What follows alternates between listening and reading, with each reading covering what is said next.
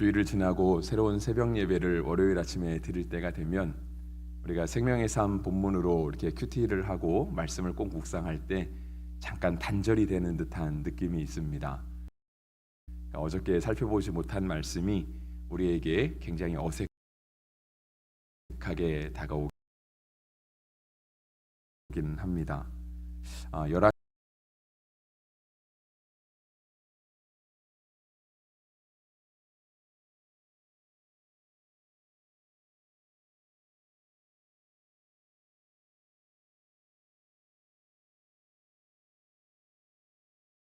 열왕기하 3장에 있는 이야기를 잠깐 말씀드리려고 합니다. 오늘은 열왕기하 3장의 중간 뒷부분부터 이렇게 본문을 살펴보았는데요. 북이스라엘의 아합 왕이 죽고 그의 아들 아하시아가 왕이 되었습니다. 이제 그것을 우리가 열왕기하를 시작하면서부터 열왕기하 1장 1절에 기록이 되어 있는 이야기인데요. 아합 왕이 죽자마자 모압이 북이스라엘의 그 조공을 바치고 있다가 아합 왕이 죽게 되자 더 이상 그 조공을 바치지 않았습니다. 그러니까 이제 정권이 교체될 때 그 불안한 틈을 타서 모압이 독립을 꾀하고자 했습니다. 아하시아는 2년밖에 통치를 하지 않았기 때문에 그동안 잘 복종해 오고 있다가 반란을 일으킨 이 모압 왕을 제압하지는 못했습니다.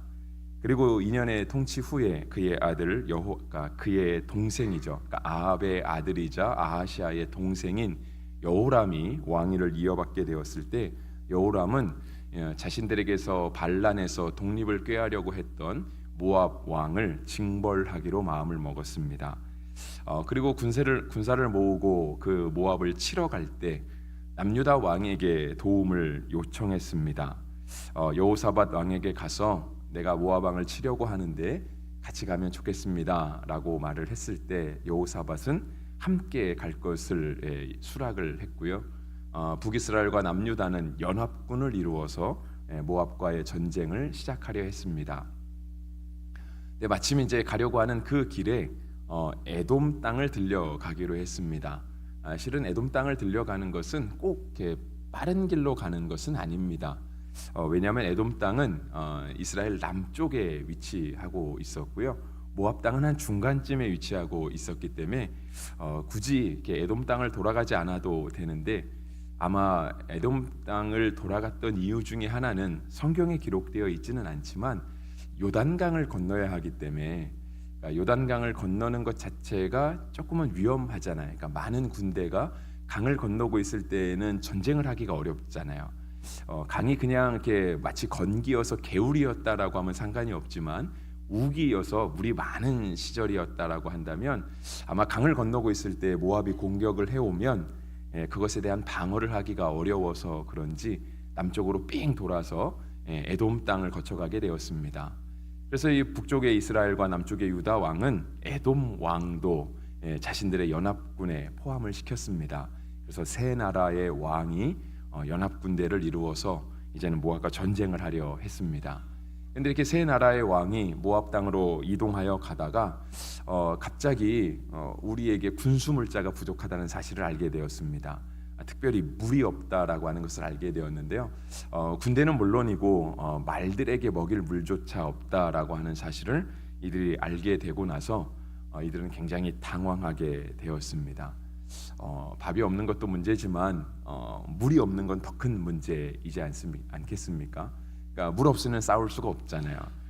그리고 전쟁한다는 것 자체가 그 체력을 소모하는 일인데 물론 음식이 없어도 그 체력을 채우기는 쉽지 않겠지만 뛰어다니고 달려나가는 그런 전쟁에서 물이 없다라고 하는 것은 이들에게 굉장히 큰 위험이었습니다.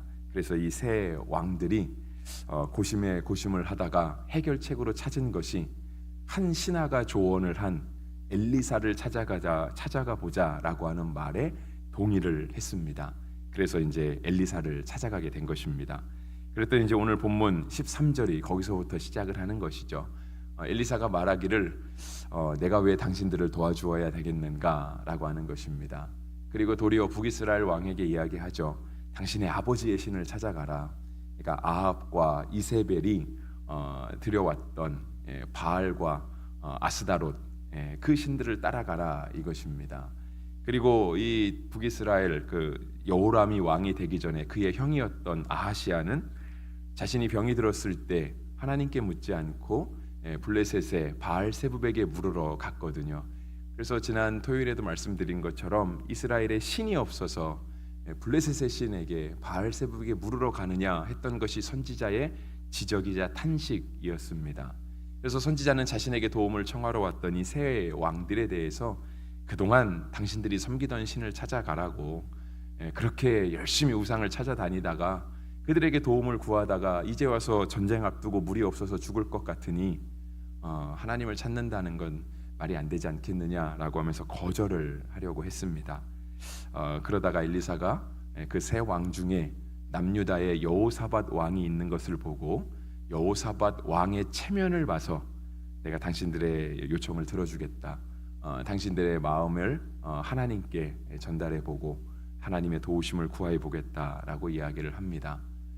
그리고 검은 고 탈자를 데려오라고 요청을 합니다. 그러니까 아마 찬양하는 찬양대가 필요했던 것 같습니다. 그러니까 악기를 가져오라고 했던 것이 아마 그 옆에서 하나님을 찬양하는 사람의 도움을 엘리사도 받고 싶었던 것 같습니다.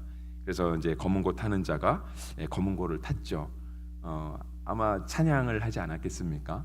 그 옆에서 뭐 조용하게 이렇게 배경음악을 깔아주진 않았을 테니까요. 그러니까 아마 하나님을 찬양하는 중에 엘리사가 하나님으로부터 하나님의 응답을 듣게 되죠. 하나님의 응답은 무엇이었냐면 이스라엘 새 연합군이 진을 치고 있는 그 주변에 개울을 많이 파라 이것입니다. 그러니까 물을 담을 수 있는 만한 또랑들을 많이 파라고 이야기를 했죠. 그리고 나서 새 왕들에게 말하기를 17절에 보시면 너희가 바람도 보지 못하고 비도 보지 못하되 이 골짜기에 물이 가득하여 너희와 너희 가축과 짐승이 마시리라 하셨나이다 했습니다. 그러니까 바람도 없고 비도 없는데 하나님께서 온 군대가 동원해서 파놓은 이 모든 개천 안에 물을 가득 채우시겠다라고 말씀하셨습니다. 그리고 하나님께서는 그 모든 개천 안에 물을 가득 채우셨습니다. 그리고 나서 주신 약속이 무엇이냐면 너희 군대가 물을 먹음과 동시에 하나님께서 모압과의 전쟁에서 승리를 하게 해주실 것이다 라고 말씀을 하셨죠. 그리고 모든 도시들을 취하게 되고 모든 좋은 나무들을 다 베게 되고 모든 우물들은 다 메워버릴 만큼 완벽한 승리를 거두게 될 것이라고 말씀해 주셨습니다. 이스라엘의 새 연합군이 이러한 일들을 벌이고 있을 때 모압에서도 이스라엘의 연합군들이 자신들을 치러 온다라고 하는 소식을 접했습니다. 이들이 반란을 일으켰으니 분명 정복하려고 하는 정벌하려고 하는 군대가 올 거라고 하는 짐작은 아마 모압 사람들도 하고 있었을 것입니다. 그래서 21절 말씀해 보시면 모압의 모든 사람들이 다 갑옷을 입고 나왔는데 갑옷을 입을 만한 사람부터 그 이상이 되는 사람들까지, 그러니까 갑옷을 입기에는 이제는 나이가 조금 많은 분들까지, 그러니까 싸울 수 있는 사람들은 다 나왔다라고 볼 수 있겠습니다. 그래서 이스라엘과 대적하여 진을 쳤습니다. 그리고 나서 아침이 되었는데 갑자기 해가 떠오면서 이스라엘 진영에 핏빛이 도는 것을 보았습니다. 실은 핏빛이 아니라 하나님께서 비도 없고 바람도 없었지만 채워주신 물이었거든요. 해가 뜨면서 이렇게 붉은 해가 뜰 때 그것이 붉은 햇빛에 비춰서 마치 핏빛처럼 보였던 것이죠. 그래서 모압 사람들이 착각을 하고 저들이 연합군을 이루었다가 이제는 다 분열했는 모양이다. 그러니까 물도 없고 이러한 전쟁 중에 갇히게 되다 보니까 서로의 책임을 물어가면서 그들끼리 싸워서 다 서로 죽고 죽이게 되었나 보다라고 하면서 아마 다 죽었을 테니 이제는 우리가 가서 노력하러 가자라고 결정을 내리고 이스라엘 진영으로 쳐들어갔습니다. 물론 이스라엘 백성은 서로 분열하고 서로 치고받고 싸운 게 아니었죠. 그러니까 하나님이 채워주신 물을 먹으면서 그 군대의 기력을 다시 회복하고 있을 때였습니다. 자신들을 쳐들어온 모압 군대를 이스라엘은 쳐서 승리를 거두었고요. 하나님께서 주신 말씀처럼 25절에 기록되어 있는 것처럼 모든 좋은 밭과 모든 좋은 나무와 모든 좋은 샘들을 다 메꾸고 다 노력하고 대승리를 거두게 되었습니다. 그리고 나서 모압이 이제 전세가 불리해졌잖아요. 왜냐하면 전세가 불리해졌으니까 나라가 망하게 생겼거든요. 늘 섬겨왔던 이스라엘에게 계속해서 조공을 바쳤다라고 한다면 비록 그러니까 피정복자로 살았을지는 모르지만 그래도 나라를 유지할 수 있었을 텐데 반란을 일으켰으니 전쟁에 지고 나면 살아남기는 어려웠을 것입니다. 그러니까 이들은 필사적으로 저항을 하기 위해서 26절에 보시면 별동대 700명을 뿌렸습니다. 그러니까 정말 싸움을 잘하는 사람 700명을 거느리고요. 에돔 왕에게 나아가려고 했습니다. 아마 모압의 생각 중에 북이스라엘과 남유대와 에돔의 군대 중에 아마 에돔의 군대가 가장 약해 보였던 것 같습니다. 그래서 가장 약한 쪽을 뚫고 나가려고 했는데 그것도 뜻대로 되지 않았습니다. 그러자 모압 왕이 극단적인 처사를 내립니다. 그것은 자신의 왕위를 이어받을 맏아들을 그들의 신에게 제물로 드린 것이죠. 번제를 드린 것입니다. 이 가나안 땅에는 그렇게 인신 제사의 풍습이 있었습니다. 그래서 신명기에도 보시면 하나님께서 이스라엘 백성들이 가나안 땅에 들어가게 되거든, 하나님께서 허락하신 땅에 들어가게 되거든 그 땅에 가증한 일들을 따르지 말아라라고 경고를 하셨을 때 그 중에 하나가 바로 이렇게 인신 제사를 드리는 거였습니다. 그것을 하지 말라고 하나님께서 경고하셨죠. 그것은 아주 가증한 일이다, 하나님께서 싫어하시는 일이다라고 말씀을 하신 적이 있습니다. 근데 이 모압 사람들은 이방 민족이잖아요. 그 가나안의 원주민들이거든요. 그러니까 그들의 신앙심의 최고조를 보여주기 위해서 우리가 우리의 신을 아주 적극적으로 섬기고 있습니다, 최대의 충성과 헌신을 드리고 있습니다라고 하는 의미로 자신의 아들을, 그것도 왕위를 이어받을 왕세자를 불태워 죽임으로써 그들의 전의를 다시금 다지게 된 것입니다. 이것을 보고 난 모압 백성들은 이제부터는 이제는 악에 바쳐서 싸우는 것입니다. 죽기 살기로 싸우는 거예요. 어차피 죽을 거 죽도록 싸우다 죽자라고 하는 그런 최고조의 사기를 가지고 이스라엘 군대 연합군과 싸움을 하게 된 것이죠. 그리고 그러한 싸움의 끝에는 결국은 이스라엘 백성들이 뒤로 물러나게 되는, 각기 고국 땅으로 돌아가게 되는 그러한 일들로 이 모압과의 전쟁을 마무리하게 됩니다.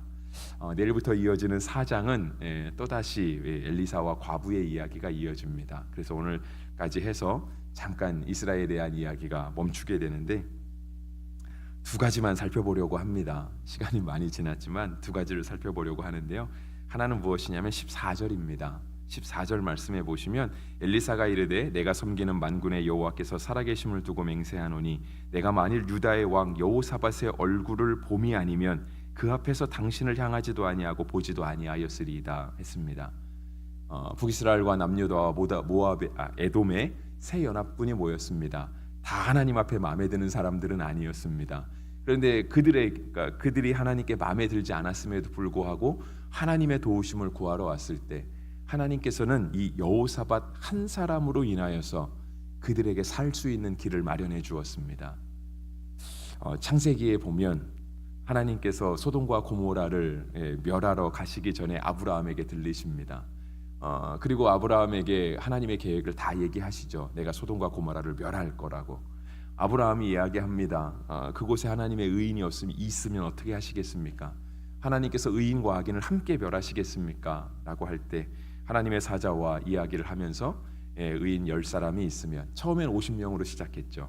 50명이 있으면 어떻게 하시겠습니까? 45명은 어떠시겠습니까? 40명, 30명까지 오다가 10명까지 내려왔습니다. 하나님께서 그 의인들로 인하여서 내가 마땅히 내려야 될 심판을 내리지 않겠다고 하나님이 말씀하셨죠. 그에 앞서서 창세기 6장에도 하나님께서 세상을 물로 심판하시는 장면이 있습니다. 그런데 노아는 당대의 의인이고 완전한 사람이었습니다. 하나님께서 이 세상을, 하나님이 손수 지으신 세상을 물로 다 엎으실 때에도 하나님은 의인 노아를 구원하여 주셨습니다. 그래서 노아의 가족 8명은 구원을 받았습니다. 하나님께는 이러한 한 사람이 굉장히 중요합니다. 깨어있는 한 사람이 중요한 거죠. 우리가 어저께 북한 선교 주일을 지내며 나라를 위해서 기도할 수 있어야 된다라고 말씀을 드렸는데, 교회가 깨어있고 이 땅의 성도들이 깨어있으면 우리 교회와 성도들로 인하여서 하나님이 우리나라에 복 주실 줄을 믿습니다. 쉽게 망하지 않을 것입니다. 깨어있는 사람이 있다라고 한다면, 하나님 앞에 믿음을 지키고 살아가려고 하는 사람들이 있다면 하나님께서 분명 우리나라를 또 우리 공동체를 지켜주시고 하나님의 보호하시는 손길로 인도하여 주실 것입니다. 이것이 비단 나라뿐이겠습니까? 우리의 직장도 그렇고요. 여러분의 가정도 마찬가지입니다. 우리의 직장도 우리의 가정도 우리가 오늘 깨어서 기도한다라고 한다면 하나님이 우리의 가정도 지켜주실 것입니다. 하나님께서 우리 가정 중에 아직 믿지 않는 자가 있다 할지라도 우리가 오늘 깨어서 하나님 앞에 믿음으로 살아갈 수 있다면 하나님께서 우리의 가족 전체를 구원하여 주시는 그 은혜도 베풀어 주실 것입니다. 새 나라의 연합군도 하나님이 살려주셨는데 우리의 가정의 소수의 인원을 살려주시는 것은 하나님께 정말 작은 일에 불과할 것입니다. 오늘 본문 18절에도 이것은 여호와 보시기에 작은 일이라 되어 있잖아요. 하나님께 작은 일을 하나님께서 넉넉하게 행하실 줄을 믿습니다. 또 하나 살펴보려고 하는 것은 마지막 27절입니다. 27절에 보시면 이 모압 왕의 인신 제사 문제로 인하여서 결국은 이스라엘 군대가 뒤로 물러나게 됩니다. 근데 왜 물러났을까 하는 그런 안타까움이 살짝은 듭니다. 왜냐하면 하나님은 분명 인신 제사를 싫어하시고요. 그것은 가증한 일이라고 하면서 끊어버리라고 말씀하셨거든요. 물론 모압의 군대는 이러한 인신 제사를 통하여서 그들의 사기가 아주 최고조로 올라왔는지는 모르겠습니다. 정말 끝까지 살아남은 이 몇 명의 모압 군대가 이 아들을 그 왕세자를 태워 죽이는 이 극단적인 처사로 인해서 그들의 사기가 최고조로 올라왔을지는 모르겠지만 그들이 아무리 아들을 죽이면서 정말 아주 최상의 컨디션으로 하나님을 대적한다 한들 하나님을 이길 수 있겠습니까? 하나님이 그들의 기세에 눌려서 하나님이 물러나실 수 있으실까요? 그러실 리는 없죠. 하나님이 허락하신 약속이 있잖아요. 하나님께서 이 이스라엘의 새 연합군대에게 너희가 물을 충분히 먹게 될 것이다. 근데 그것은 도리어 여호와 보시기에 작은 일이라 말씀하시면서 여호와께서 모압 사람도 당신의 손에 넘기시리니라고 하나님께서 우리에게 약속하셨는데 이스라엘 군대가 적군의 그 마지막 발악 앞에 소위 말해서 위축된 것입니다. 그 하나님의 약속을 놓게 된 거예요. 안 되겠다. 여기까지만 하자. 그렇게 된 것입니다. 그리고 그들은 각기 자신의 땅으로 돌아가게 되었습니다. 우리가 하나님 앞에 믿음으로 살아가다가 우리의 믿음을 잠깐 잃어버리게 되는 때가 있습니다. 어쩔 수 없는 상황이 있기 때문에 그렇죠. 그러니까 우리 앞에 놓인 시험이, 우리 앞에 놓인 산이 굉장히 크게 느껴질 때가 있습니다. 마치 골리앗 앞에 선 것 같은 그런 느낌이 들 때가 있습니다. 그래서 오죽하면 골리앗 한 사람 때문에 사울 왕의 모든 군대가 다 싸울 수 있는 그런 사기를 다 잃어버렸잖아요. 그때 딱 한 사람이 나타나죠. 우리가 너무나 잘 알고 있는 다윗이 나타납니다. 오늘 본문에도 물매꾼이 있었다고 25절 끝에 적혀 있잖아요. 이 물매는요, 그 당시에 그 굉장한 공성 무기 중에 하나가 물매였습니다. 그러니까 마치 투석기와 같은 거예요. 그냥 소년이 손에 그 조그만 돌 하나를 들고 그거를 던져서 맞추는 게 아니고요.